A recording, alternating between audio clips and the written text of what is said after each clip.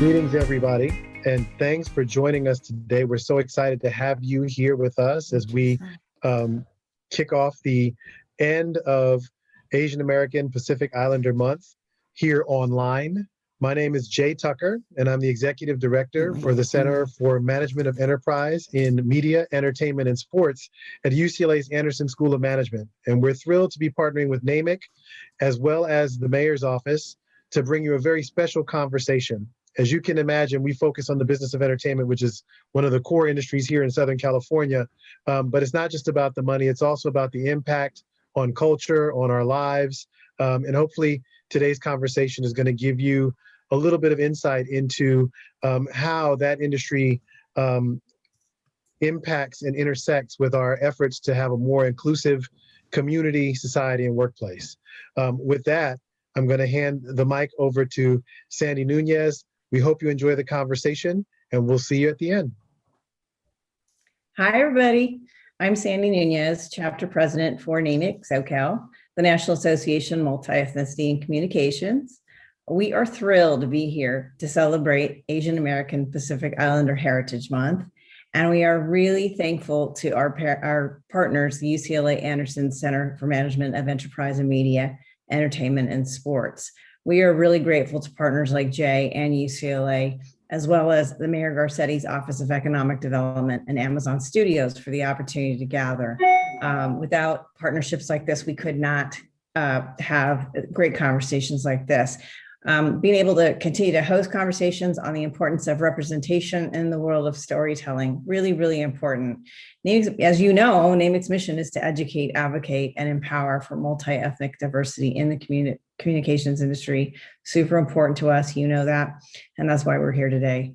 As we're all committed to leveraging diversity as a business imperative. And before we introduce our featured speaker for today, I want to introduce you to a leader in our city who has championed and continues to champion diversity and inclusion in our city. So without further ado, I'd like to welcome Mayor Eric Garcetti.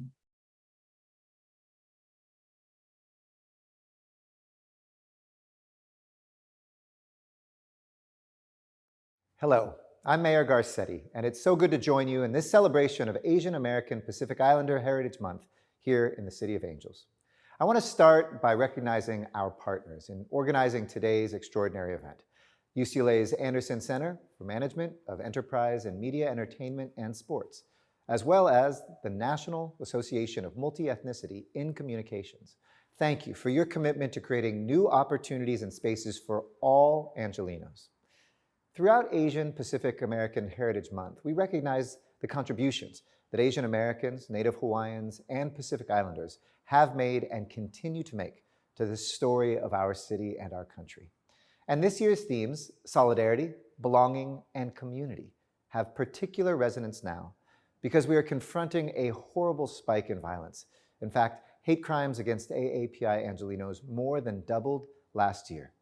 This is absolutely unacceptable, and it's a searing and painful reminder of all that we must do to confront and stop hate. Because LA is a city where everyone belongs, a city that has no tolerance for violence or bigotry, hate crimes, or discrimination. And this year, as we recover from a devastating pandemic, we are working to reimagine a city that's stronger, that's fairer, that's more equitable, and to address systemic inequities that have persisted for too many generations. That's why I'm proud today to announce the launch of AAPI United, an initiative to address the challenges and needs of our AAPI communities and to ensure that AAPI Angelenos who have historically often been left out of important conversations, whether it was due to cultural or language barriers or bias, have a permanent seat at the table. Led by an advisory board of leaders from various sectors, AAPI United will jumpstart discussion and action. AAPI United will develop short and long-term solutions to prevent Asian American hate crime, support AAPI-led small businesses, and increase AAPI representation in entertainment, media, and C-suites. Our goal is to support Angelenos who have been misrepresented or disregarded, and to lift up the voices of our city's Asian American and Pacific Islander communities. So as we begin to look past this pandemic and towards our recovery, let's continue to build a city that sees every person, listens to every voice, and tells every story. Because this is LA, and that's what we do. Now, it's my pleasure to turn it over to Albert Chang, the Chief Operating Officer and co-head of television at Amazon Studios, which since its inception in 2010 has produced so many Emmy-winning and nominated shows. We're thrilled to have you with us, Albert, today to talk about representation, storytelling, and making space for new voices in entertainment. Albert? And now I'd like to introduce to you Albert Chang, the COO of Amazon Studios, along with Sanjay Sood, who is our moderator and the host of our fireside chat. Fellas, you want to come on up here? We're off to a fabulous start here. No problem. Albert and I can roll with it. It's totally fine. Let's have a drink already, everybody. Okay. Meeting at the bar after this. All right. All right. And with that, we're off. You guys are on. Okay, thank you. Thank you, Albert, for taking the time to do this session. I think it's going to be a very engaging conversation and looking forward to it and hearing the questions from the audience as well. Great. I'm so happy to be here and thanks for having me. So let's start out by just talking about Asian Americans, how they comprise 12% of the workforce, but according to a recent study, they're less than 1% of the S&P 500 C-suite. You have made it there, and you have a very interesting personal journey to how you became an executive at Amazon. Can you share that with us? Yeah, sure. It's kind of an interesting sort of tortuous path because my background actually is as an engineer. So my very first job was as working as an engineer for Boeing in military airplanes, doing research for fighter wing skins. Of all things, to think that 30 years later I would be in this business would be almost unthinkable. But that transition sort of happened over time. I went to business school, and then to really start where it was relevant, in about 1998, I got my first job in entertainment, working at Fox, and really in the area of business development, and pretty much started in the business track, went through the business track. A couple of years later at Fox, I went to Disney, and spent almost 15 years at Disney. And then wound up here at Amazon, where there was a desire to start a studio from scratch. And so that was extraordinarily intriguing to me. And I thought it was a great opportunity to do something different than what I had done at Disney, which was a number of different roles at Disney, everything from distribution, sales strategy to digital media. And how did your family react to leaving engineering and going into the entertainment business? I think it's not the typical, culturally, this is not an industry that Asians typically look at as a primary industry to send their kids to. It is probably way down on the list. The expectation is either you're a doctor, a lawyer, or an engineer or a scientist, not in any specific order, but the sort of the top three echelons of what my parents wanted me to be. And so when I decided to leave, and actually having gone through business school and spent a lot of money to go to business school, for me to decide to go to entertainment was a little bit tough. I think part of it, when I look back, it wasn't necessarily, wasn't necessarily their desire that I needed to be in those industries, but it also, they always felt that they wanted to be able to guide and provide some advice. And I think this was definitely an area that they didn't have any experience in. And so for them, it was sort of a scary place because they didn't know what a path to success would look like. So it was a little hard for them to, now that they love what I do, they're always asking me, what are you guys making? And can you take me on set? they're 80 plus years old, but it's taken a while to get there. As a former engineer myself, I can totally relate to that story. So can you tell us, as you're kind of climbing the ranks in the entertainment business, what was the diversity like in the rooms that the decisions were being made? I know Amazon Studios, especially at the top, is quite diverse, but it hasn't always been that way in the entertainment business. And can you kind of just take us through what you've experienced? Yeah. I think it has, you definitely know that you're in the minority. it definitely feels like you are a different person in a room that's fairly similar in how people think and their experiences, and you just definitely feel like you're a minority. And I don't think there was a whole lot of diversity in a number of places that I've been. And clearly I felt very Asian in every place that I've gone to. So I wish there were more, but it's just sort of the natural evolution of where we're at and where we're going. And what's your strategy now for bringing in more diversity into the leadership teams at Amazon? Yeah, it's a lot more deliberate and intentional. And the interesting thing is, as I've been in entertainment for over 22 years, and I think in my previous roles, where I had been at different companies, the idea of being intentional was almost like sort of like the third rail. Like no one really wanted to talk about that. It's like, oh no, let's talk about diversity in concept, and let's have some goals. Well, we can't really have goals. Let's just make sure we're interviewing enough people. But I don't think that's quite enough. I think that is the general guide or approach that has been around for many, many decades. And I don't think we've seen any improvement as a result of that tactic. So I think for us at Amazon, it really is, we hold ourselves accountable. We look at our numbers all the time. We look at what's the makeup of all of our executives from at all levels. It's not just at senior levels. And we have to be very deliberate, and we have to understand where we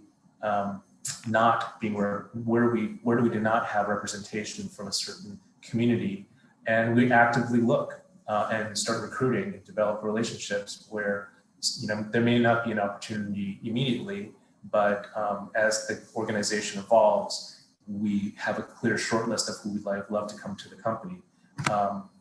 That being said, we also make sure every time we do have an open role that, like most companies do, at least I hope they do, is that the pipeline and the interview pool, people that actually interview for the role, are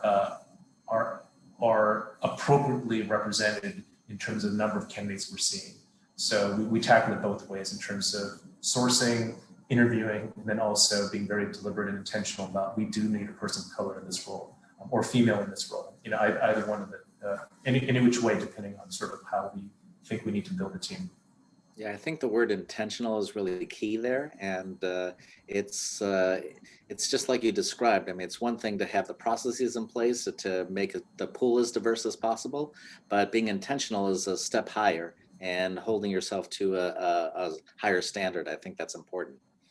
Yeah, it's kind of like casting. Like you're casting for a team, and each role, your team needs to be made up of a dynamic group of people that come from different backgrounds. I think it makes for better decision making, it makes for better culture, and then on top of that, your culture has to be inclusive in a way that allows their voices to be heard in the room. And so, just because we are hiring for diverse to improve our diversity numbers doesn't mean that's where it stops. You have to create an environment in which that kind of diversity can flourish, and that really is about recognizing different people's backgrounds and how they might interact or communicate within the work environment. Right. So once you hire people with diverse backgrounds, then the other part is to allow them to be empowered to make decisions that would affect Amazon's content. Can you take us into kind of the back rooms of how you think about greenlighting a show or a film and how diversity plays into that? Yeah, sure. It first starts with strategy. So what is your business strategy? So we've done a lot of work in terms of understanding who our customers are, the makeup, who's engaging with our service, where we over-index, under-index. And these inputs, as we call it, serve as the guide in which how we develop our development slate. And once you have that, and we pretty much identified early on that we need to widely diversify the program offerings that we are making, and really go after more women, more people of color as primary viewers, younger. These are all things that we felt were important to us for us as a service, and in order to make sure that we are addressing our customers. And so once you have that strategy, it sort of informs every single decision you make. So what's in our development pipeline? What kind of shows are we making? Do we believe that the shows are targeted toward those audiences? And you just sort of manage it through the process. And then, you obviously pick the best shows that come through that development process and the pitches that come in. But also the one other thing too that we're very deliberate about is how do we partner with creators of color? How do we partner with creators that have the same mission as we do in terms of telling underrepresented stories or making sure that we are having that type of diversity, inclusivity in our content. And that also plays into our the development deals that we do, and first look and overall deals that we do with creators. And if you read the trades, you can sort of see the evidence of a lot of that coming through in the talent that we're working with. And and it goes to that the pipeline as we look at what shows, and anytime we talk about and this is true, and every time we greenlight a show, there is very specifically a topic that we always talk about is how will this improve the diversity makeup of our overall content offering? Does it add to it? Does it subtract to it?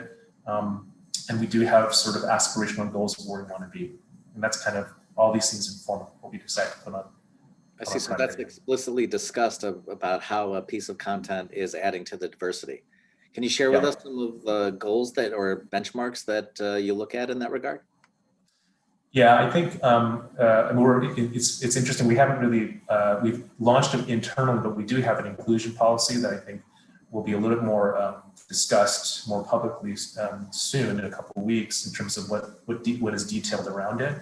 But it is around it's a complete sort of inclusivity goal in terms of what is in front of the camera, in terms of the talent that's in front of the camera, the roles that are being played, those types of stories, all the way through to who's in the writer's room, all the way through to who's on the production, the vendors that we work with to produce our content.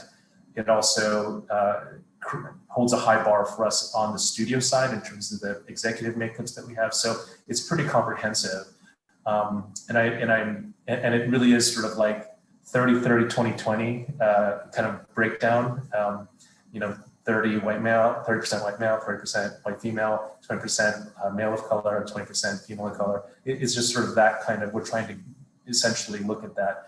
And it's the one thing to also know, we don't look at it in terms of every single project has to meet that goal. It's more about how do we look at all of our shows in aggregate. And so it does take quite a bit of measurement. So that is one of the biggest challenges. How do we make sure that we are measuring every aspect of these things so that when we're tracking it, we do have a pretty solid understanding, knowledge of where we stand and how we're progressing through this. Okay, let's move to the topic of specific titles that you've released or are in the pipeline. So there's Crazy Rich Asians has certainly been a breakout for the AAPI community. What pieces of content are you excited about, either that you've already done or currently working on?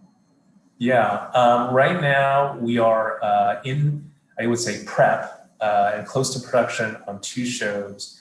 That's taken some time as we got through COVID and everything else to start production. One is called The Sunrise Turned Pretty, which is based off the book from Jenny Han, and Jenny Han is actually involved as a creator of the show. And that focuses on a Korean American family with a young adult central protagonist, young female, who's the protagonist of the story as she comes of age over a summer. And so that's coming, hopefully. I have no idea, we haven't even started production yet, but that's one of the things I'm excited about. Another one that we're doing is called The Expatriates, which is based off of the book, right, by Janice Lee, and that is produced by Nicole Kidman, and the director is Lulu Wang, and they're also actually in Asia right now, prepping for that production. Yeah, it's going to be it's going to be a very diverse cast. We're really excited about that because it's going to feature a fantastic story that takes place in Asia. So those are two of those that are going into production, and then we have a lot of development happening. We are partnered with 3AD, which is Daniel Day Kim's company. We're partnered with Significant Productions, which is Nina Yang Bon Jovi and Forrest Whitaker. We have a deal with Stephen Yun Development, doing a development deal as well. We have projects with Riz Ahmed. We have projects with Randall Park. So there's a lot of work that's being done in this area. It does take a long time for us to develop and then decide which ones to greenlight, but they all are very promising projects that are very different than Crazy Rich Asians. So, Crazy Rich Asians was great, but it's not just, it's not the one, the Asian American diaspora is far more diverse than being super rich. And so we would love to be able to show different aspects of our identity and from all, the Asian American diaspora comes from all parts of Asia and South Asia. So we just want to make sure that we're depicting a spectrum of different stories.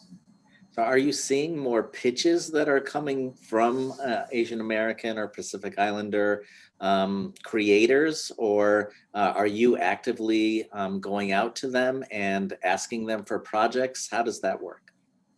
It's a combination of both. So it's reaching out and working with the creators that we have on our roster. It's having Asian American projects pitched to us as well. And so these are all things that it happens very organically. We both, part of it is that we've been very deliberate about what we're trying to do. So people naturally do come to us with stories that have diverse central characters and storylines.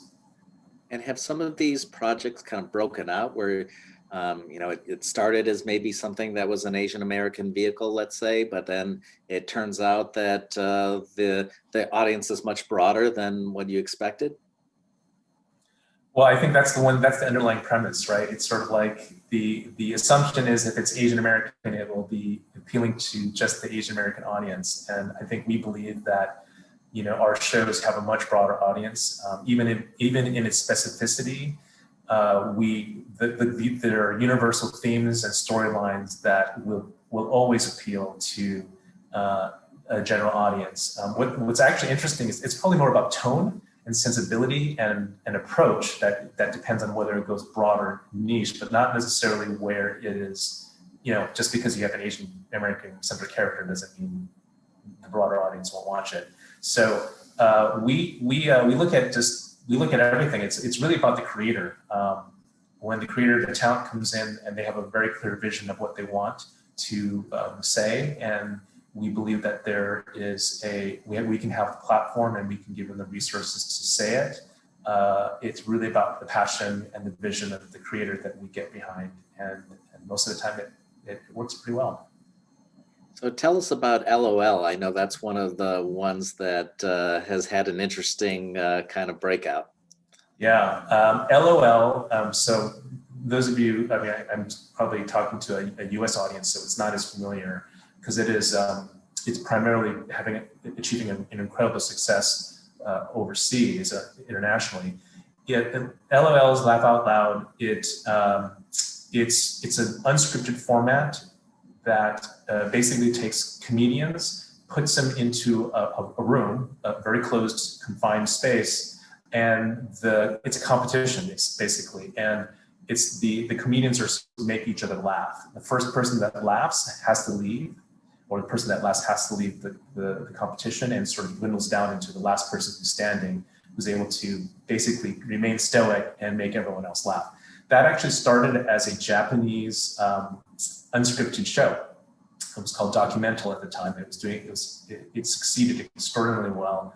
And we decided to test that format in other countries, in Mexico, in Italy, in Spain, and in France. And they've all done extraordinarily well, like I would say tentpole type numbers, even though it's an unscripted format. And it just shows you how certain types of shows can be formatted in a way that can appeal to any audience. If you get the right mix of comedians, a lot of people come in.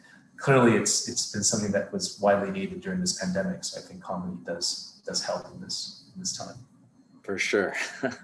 Yeah. So tell us about when we see successes like that and successes like Parasite and Minari. Why is it that there's still so few shows or films that are featuring Asian American stories?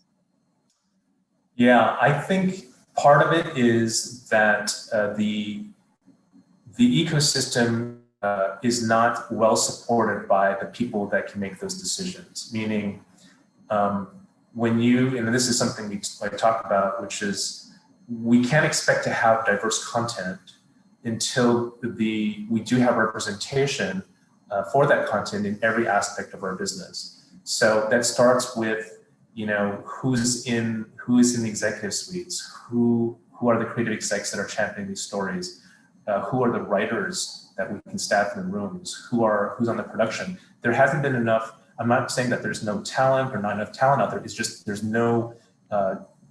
been no deliberate and intentional staffing of those areas that would then produce the output of that content.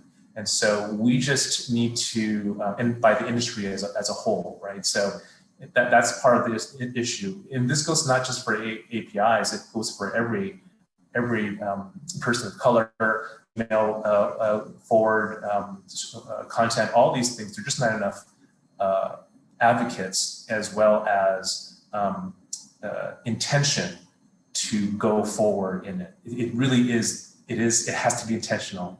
It has to be deliberate. You can't talk about it as a vision and a hope and expect it to happen.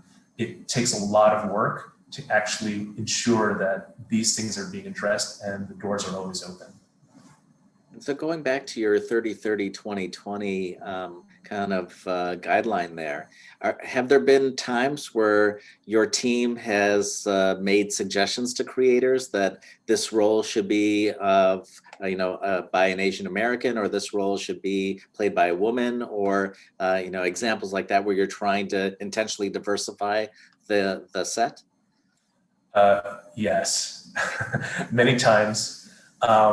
And usually it always works better if, and this is what we've learned in our own processes, where we need to have that agreement and alignment with our creators way up front. Before we even start that process, sometimes the thing we've learned, we go down the path and, Vernon and myself get casting choices or recommendations. Like, well, what happened to the diversity? And then we go back and say, no, it has to be this. And then that creates a lot of tension, and because they've spent a lot of time finding it. So we've changed. We've been a little bit more deliberate and say, okay, no, we can't do that. Let's go all the way back in the beginning before we even start this process. We start casting. Let's all get on the same page as to which role needs to be what, and also have conversations around, as the casting choices start to evolve, we need to have alternative ways to shift it too, because obviously you want to find the best actor as well. And so sometimes those decisions change during the course of the casting process. So all that needs to be kind of discussed ahead of time, so we don't wind up in a place where it becomes challenging to hit those goals. And has it happened the other way around as well, where you're starting, let's say, with an all Asian American cast or an Asian cast, and you suggest changes that actually this should be played by a Caucasian person or something? That hasn't happened quite yet. It would be incredible when that happens. We just don't have, in some ways I always feel like we're trying to overcorrect, by swinging one way, and that's probably right, as a right thing to do now. And hopefully we'll get to the place where, that we will have those conversations, because diversity means, all types of perspective. So it would be really good to have.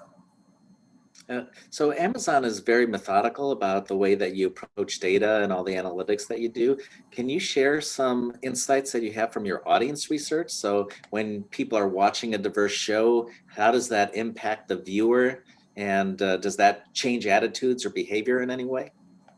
Oh, for sure. Anytime you are, and I'm going to speak more in terms of in aggregate, right? So when we release a show that is that we know that will draw a primarily Black audience or even Asian audience, you see an uptick, in terms of the level of engagement from that audience, and it's validation, because at the end we've also done research too in terms of diversity and what our customers want to see on the screen, and it is this very simple rule. It's like we want to see ourselves reflected, and anytime we do that, you get an over-indexing from that community, whatever show and whatever community you want to draw. So it works. It's definitely an impact on who we want to engage with. And so I'm very interested in this topic just as an academic. I mean, some of my research is kind of looking into these issues, and I'm wondering if you've actually seen changes in attitudes, if you do any of those kinds of studies about the way that people perceive an Asian American audience or any kind of group, whether it's Black, Asian American, Pacific Islander, or handicapped, disabled people, any kind of research on that dimension? Well, I think we have in general across the board, I actually think there's just not enough content that reflects any of these groups really. And we're still, some groups have had more and some have way less, but I still don't think it fully represents the humanity that all these communities represent yet. So it'd be interesting, actually ask you that in terms of like, where is our status in terms of the dearth of that representation? What is the true impact? And we've seen that impact, definitely for APIs in the last year, that, there's not, the images and identities of Asians have been defined by these very discrete moments of media, which then creates an image that is clearly not true, and it instills societal behaviors towards a group of people that have been defined by a very small minority of people. So we just need more. It goes back to Crazy Rich Asians again. I think I think the community was incredibly happy to finally see something come out and celebrate the community. But coming out of it, I think some of us were like, okay, but this can't be the only thing.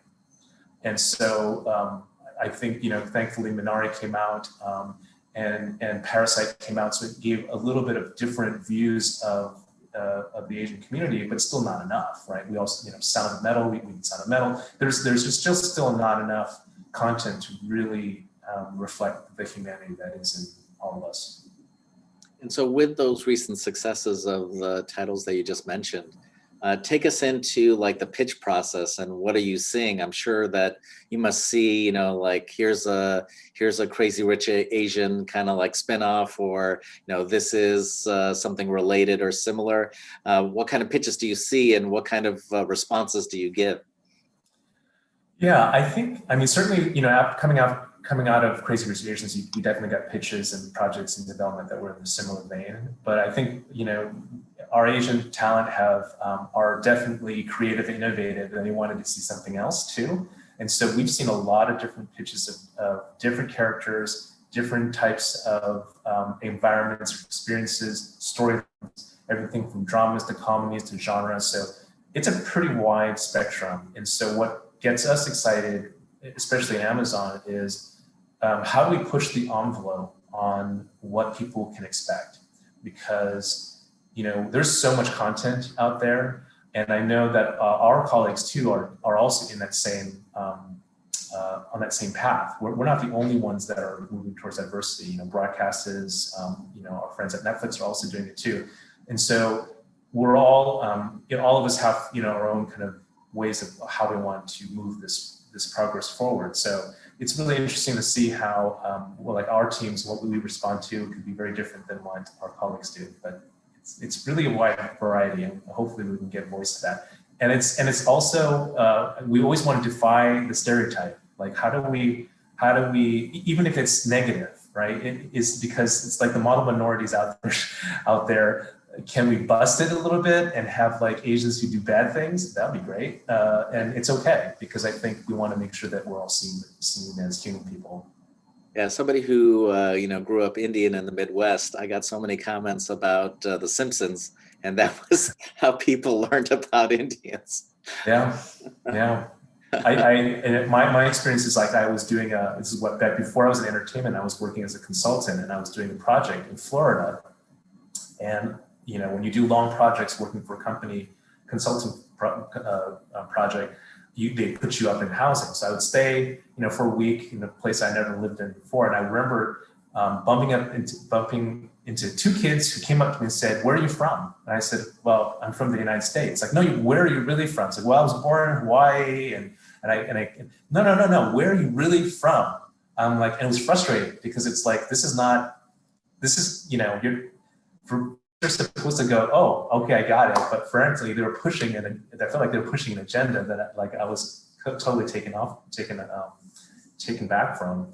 And so it's just interesting to see how that exposure, in some parts of the country are so limited that they automatically assume that you are not from here, from the United States. Yeah, I remember when I started first working as an engineer. I was an engineer too, and in my first job, this was in Chicago, and people would come up to me and say, "Where are you from?" I'd say Chicago, and they'd say, "Well, how long have you been in this country?" And I'm like, so yeah, there's a lot of that, that we need to break down. Yeah, exactly. Or you speak really great English. I'm like, yeah, Okay, so let's come back to Amazon and in the C-suite. So take us into like the executive suite, and Amazon Studios is pretty diverse. And how did that happen? And was that intentional in the way that you were describing?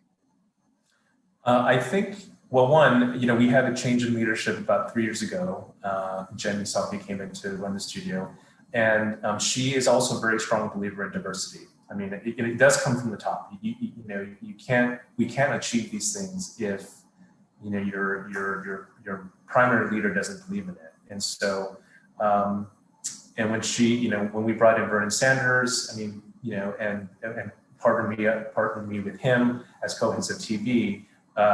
Maybe that was intentional, maybe it wasn't, but it's been great. As a senior leadership team, I think we've been able to create a culture of inclusivity. We've been able to at least create the framework, but we have a lot more to do. So when you look at the senior levels, you might see a great example of a diverse senior leadership team, but we still need to work our way through some of the various levels of our company. And so I would say, our junior entry level executives are pretty well reflected in terms of the diverse nature of our customer base. It's sort of that next senior layer that we've got some work to do in terms of improving that representation. And so for the people who are in that second layer, and I appreciate you sharing that, because it's very hard for us, I think, as outsiders to kind of see what's going on inside the company. And so to know that the leadership team is more diverse than the kind of next layer down, which we don't see as often, I think that's an important point to make.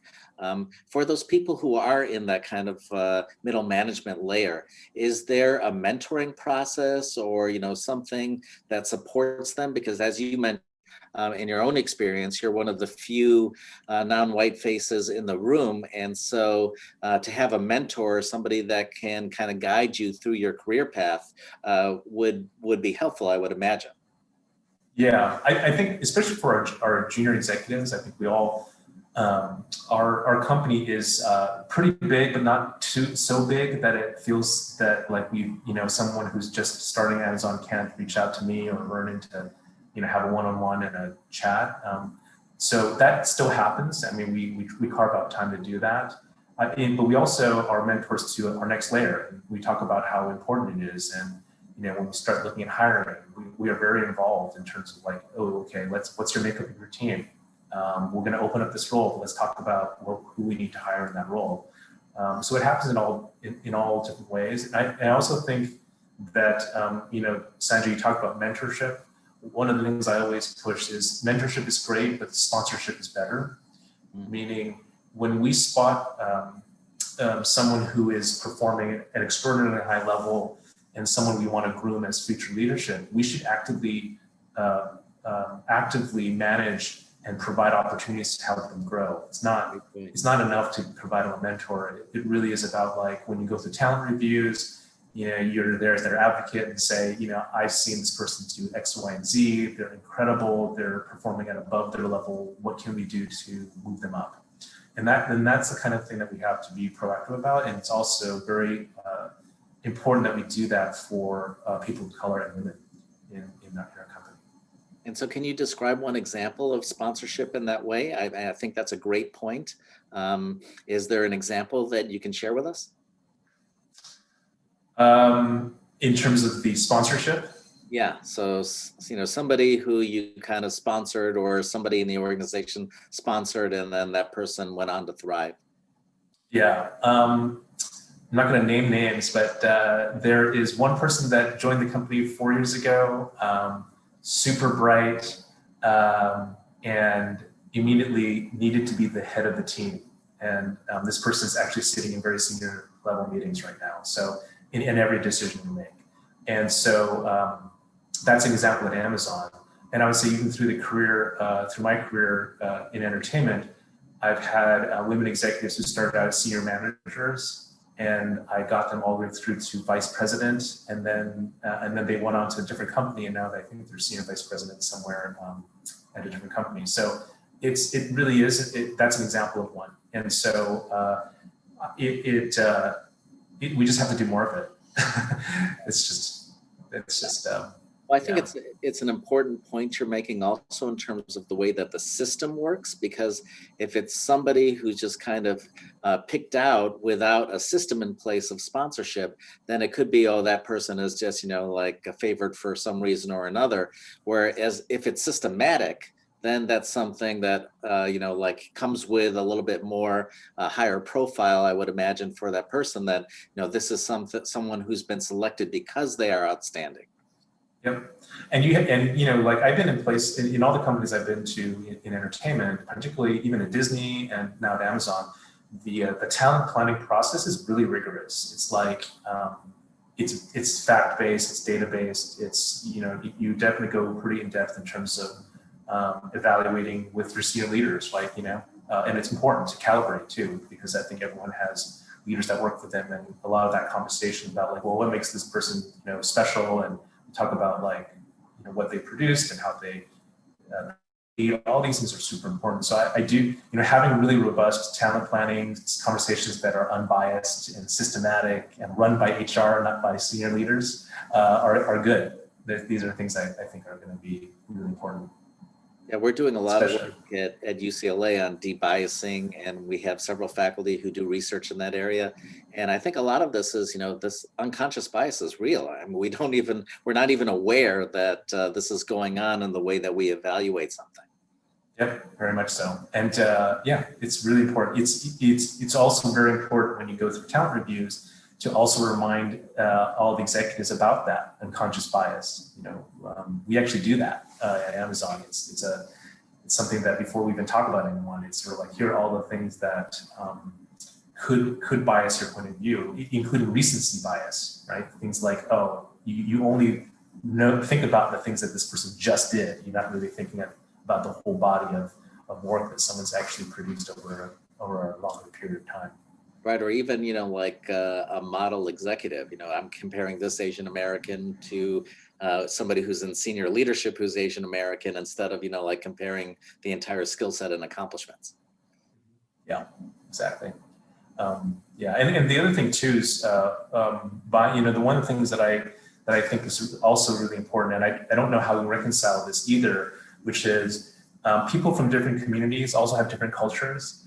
And the cultures can also influence how they decide to interact and comport themselves in a corporate environment.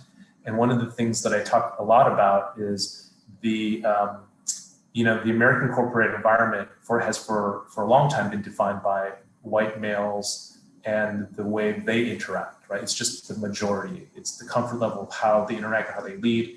But when you start introducing other diverse communities, they all grew up differently.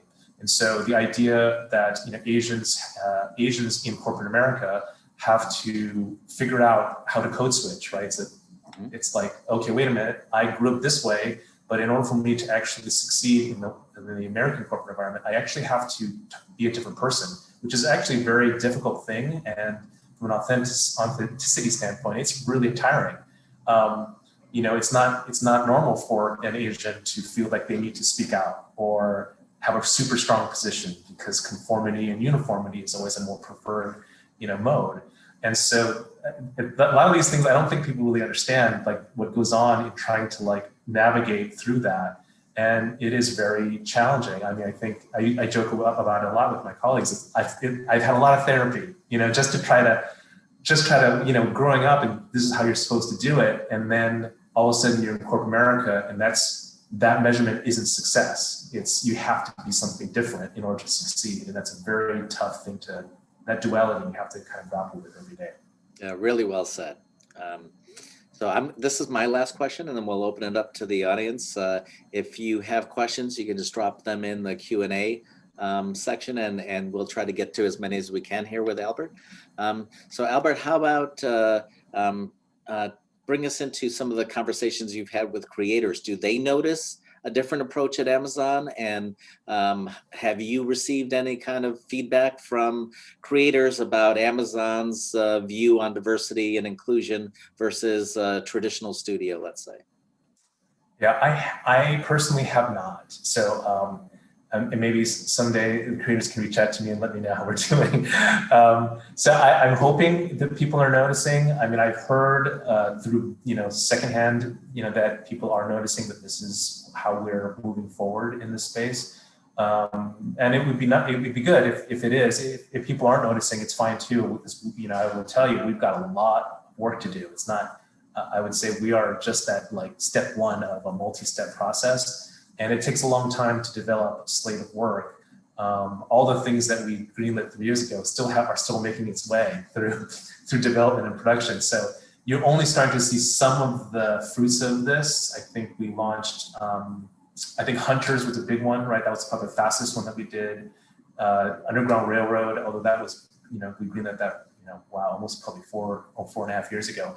And then Them Covenant, which is done by Little Marvin, and that's just the first seeds of it, and there's still a lot more to go. Well, I hope that I love what you guys are doing, and I hope that you have continued success. So let's open it up for some questions. So here's one from Joyce. What was the biggest struggle with your entry into entertainment and then your transition into Amazon? The biggest challenge in struggling entertainment, I think, and we're talking about sort of career development, right? So, if you want to, that's probably the biggest. So, I've trying to be recognized as someone who could lead a group, and I think, and having bosses that understood and recognized that and become my sponsor. So, I actually think, part of my success at Disney is the result of having great bosses who were sponsors of my career, and that helped me get through that challenge, because otherwise, I don't think I would have an advocate, which is why I'm so vocal and advocate around the idea of sponsorship, not mentorship, but sponsorship. In terms of going to Amazon, I think when you spend 15 years at Disney and you kind of know how that company works and you jump into a totally different one, theoretically, that it's a different company and that it operates differently, and you sort of mentally prepare yourself and you go, yeah, it's going to be different. And then when you get there, it's like, wow, it's really different. And the 15 years that you spend at Disney are completely like, well, that's not working in this company. And you really do have to figure out, oh, okay, well, how does this culture work? How does this culture evaluate success and the processes and all that kind of thing? And it took me about 3 months, but it was, your first couple of weeks, you're like, whoa, this is a very different company. But it's been, I wouldn't have exchanged for anything. It's great. I love it. And I definitely feel that there's so much to learn from being at different companies and learning how they work. Okay. All right, so here's one from Paige. What's your favorite film from growing up and your favorite film from recent years? Okay, this is going to really date me, and growing up sounds like, when you're a kid, but I'm going to say, and I say this all the time, my favorite film is When Harry Met Sally. It's still my favorite film. I can watch it over and over again. I just think it's the funniest movie, and I love Nora Ephron's writing. So that's my favorite. Recent years, gosh, I'm also film. Do I watch movies anymore? I think I watch more television shows than anything. So I'm not going to say film because I haven't seen a film. Well, maybe Parasite. Parasite probably, and Minari. Parasite. I want to say that. I love Minari too, but Parasite definitely was one of those that I think really, and it's not even an American film. Really kind of helped sort of reignite a different identity for Asian in terms of popular culture. Definitely. Okay, here's one from Antonia. Are there any new initiative programs in the future from Amazon for seeking diverse voices? Yeah, I would say there's for diverse voices, it's inherently built into our development pipeline. So we don't really we don't have like these packages called like this program. That's just what we do. It's part of, so when we work with our creators, we definitely want to figure out, we have our development teams are actually actively seeking. Now, here's the one thing I will say is that we don't have programs where we start with entry-level writers. Let's say, for example, we usually partner with a lot of other organizations to help become a feeder into that. Most of our development, sort of what I call development programs or talent developers or people moving up are writers that we know who've been in the industry, that are just have not had that shot, but we believe in their talent, and we will proactively go after and give them more resources and support. So it is inherently what we do. We do have a program in which we are trying to drive more diversity in our company in general, and trying to get more people of color into our company in many different roles in the studio. And we have this Howard University Entertainment Program, which we have fellows that go through that process as part of their program, and then hopefully become a great source of our candidate pools for a lot of the roles that we have. Okay, so this next one is from Anita. What have you found to be the best accountability measures to ensure goals, particularly DEI goals, are met? Yeah, the best ways to accountability is to make sure you have the resources set to measure where you are.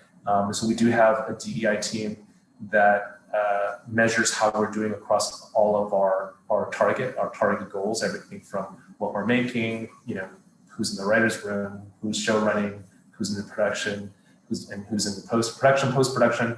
And we also have goals on the number of types of shows or the voices that we want to hear from as very high-level goals. These are goals that sit at the most senior levels, and we do have regular monthly and quarterly reviews to see how we're tracking against them. So these are set at very senior level goals, and so they're driven by us all the way through the organization. So those goals are that granular, where it's actually in certain types of roles. You're looking at certain ranks within the organization and making sure that you have diversity at all ranks? Yep. And we don't always achieve them, but the goal is to communicate that we need to do better. And it's what I think is really important, because I think if you think about diversity advocacy and diversity throughout all of time. I mean, I think I've been an advocate of diversity in corporations since I've been in this business, and you just don't see traction because they're just they're a collection of mentor programs, a collection of high-level thematic visions. But the reality is that you need to actually start putting people of color in leadership positions, and that is going to actually change it. And then you also have to be deliberate about who you're hiring, and that has to be deliberate. It just has to be, because this is something that we learned. I mean, as diverse a senior organization that we have, we started it with vision. This is what we need. This is very important for us. But it actually took Vernon and myself to start rolling up our sleeve and going, we're not getting the numbers we need. We need to, like, this is not just saying it's not going to be enough. We need to actually start holding people to achieving these numbers. And it's not saying that we are making trade-offs of quality or performance to hit a number. It means we have to do much better in expanding the pool, because there are people who can achieve these the performance of these roles. You just have to work a lot harder to find them. Okay, this next question is from Raymond. How do you compare the culture at Disney versus Amazon Studios, and how was it from switching from engineering to being an entertainment executive? Was Disney slower and more bureaucratic? I mean, very diplomatic. They're just different. I think, it's, I would say, Amazon's culture is, it's everything you kind of sort of hear from, in just some generalities. I think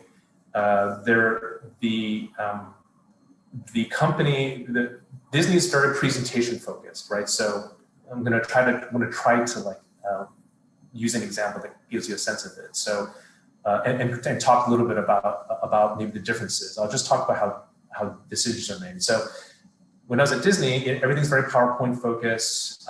It is a presentation. You're selling someone an idea. You're generally trying to align support through an idea, a concept.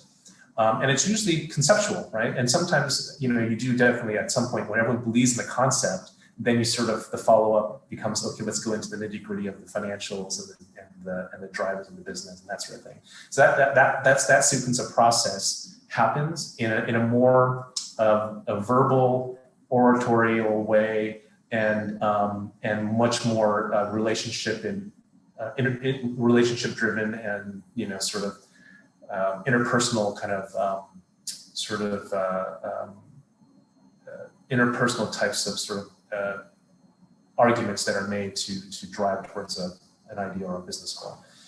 In Amazon, it's a meeting is based off of a document, and it's widely written on how we make decisions. Everything's written in a memo form. We read it together as a group.